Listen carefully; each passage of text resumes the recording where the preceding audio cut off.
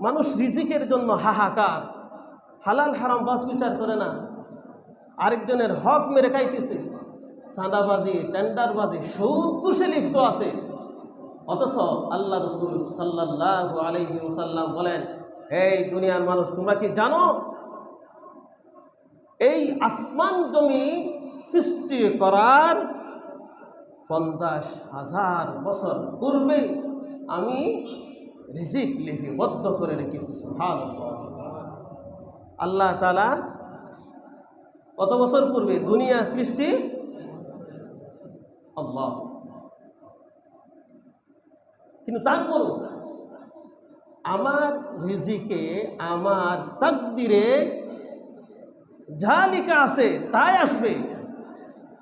আমি যতই কিছুই করি না কেন। কত মানুষ এরকম আছে না, বিদেশ গেছে, বাইরে, কিন্তু দেউলিয়া হয়ে ফিরে এসেছে।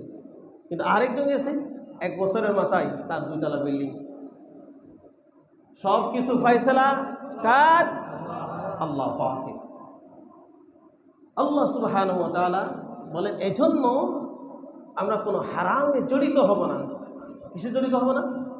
কোনো হারাম পন্থায়, কোনো হারাম কাজে জড়িত হব না। এটাই একজন মুমিনের আসল পরিচয়। মুমিন থাকবে স্বচ্ছ, পবিত্র। কারণ আল্লাহ তাআলা তিনি বলেন, আমি নিজেই পবিত্র, আর পবিত্র আমল আমি গ্রহণ করি। সুবহানাল্লাহ। এই